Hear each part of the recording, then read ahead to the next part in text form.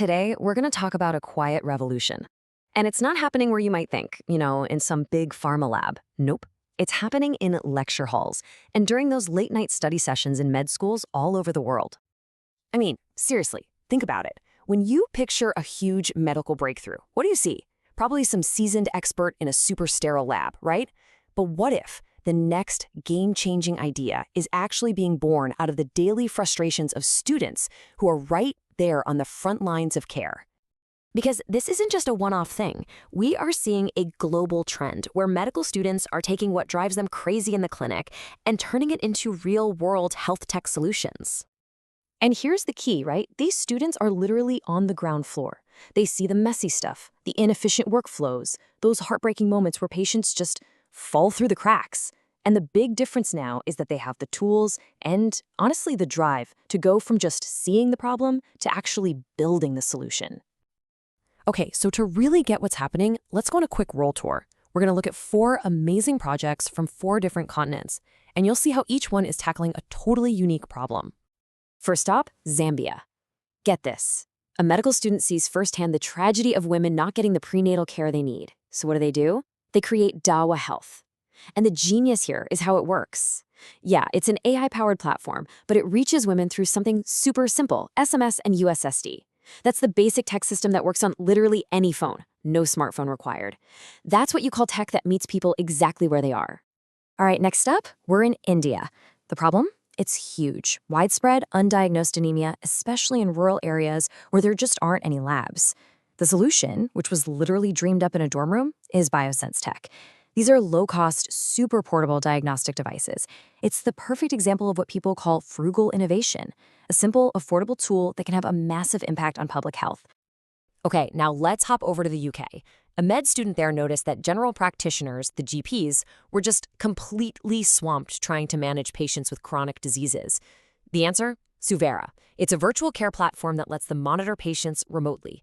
This frees up so much of the doctor's time, and it just goes to show that these kinds of innovations aren't just for developing nations. They can make a huge difference in a developed system, too. And for our last stop, the USA. Here, a student took on a really personal and systemic problem, the terrible maternal health inequity facing women of color. The result is an app called Birth by Us. It uses AI to flag potential warning signs, but here's the crucial part. It gives these mothers the data, the facts, the language they need to advocate for themselves. I mean, talk about technology built for empowerment. It's incredible. Okay, so let's just recap. We've got a maternal health platform in Africa, a cheap diagnostic tool in India, a virtual clinic in the UK, and an empowerment app in the US. On the surface, they seem completely different, right? Worlds apart. But are they really? What's the secret sauce here? What's the common thread that connects all of them? Well, when you really dig in and look closely, a super clear pattern starts to emerge. It's almost like an innovator's DNA. So let's break that down. Across the board, you see 5 themes again and again. First, the ideas always come from a real, lived clinical pain point. Second, the tech is usually a pretty simple layer. Third, there's a huge focus on equity. Fourth, they're built by teams with different skills. And fifth, they get a kickstart from things like hackathons and small grants. So let's talk about that first point, the spark. This is so important.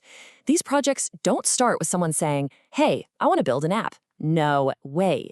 They start with a powerful, emotional, human moment. It's that one patient story that a student just can't shake, the one that keeps them up at night.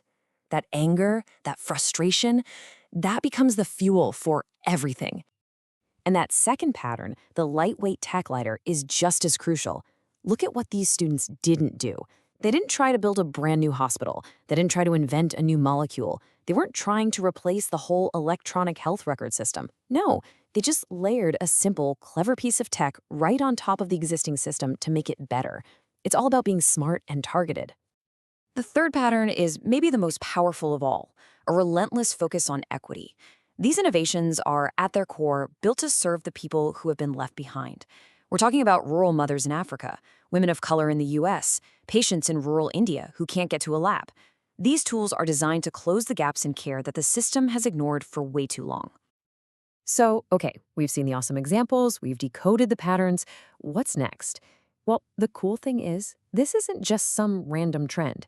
It's actually a repeatable blueprint, a playbook that pretty much anyone can use to make a real difference. All right, so if you're thinking, I want to do this, here's the 6-step playbook. Step 1, start with that specific clinical moment, that story that makes you angry. 2, force yourself to make the solution a lightweight tech layer. Keep it simple. 3, you can't do it alone. Pair up with tech and business students early. 4, don't try to fix all of healthcare at once. Build for one super specific problem first. 5, get some momentum by plugging into competitions and mini grants. And 6, and this is maybe the most important, you have to design with real patients and frontline workers. Not for them, with them. So when you put this all together, what does it mean for the future? Well, what we're seeing is a fundamental shift in how medical innovation happens. It's a future that's way more agile, way more equitable, and it's being built from the ground up, not the top down. For decades, the thinking was that big solutions had to come from the top, from big institutions, big companies, but technology has completely democratized problem solving. The new reality is this: the medical students walking the wards today, they're not just going to be our future doctors. They are the future architects of our healthcare system. And that really brings it all back to you, doesn't it? You don't have to be a med student to see a problem that needs a solution. After seeing this blueprint, you got to ask yourself, what problem in your world needs fixing? What's the patient story, the system failure, the frustrating gap that keeps you up at night? And more importantly, what's the simple, lightweight solution you could start building tomorrow?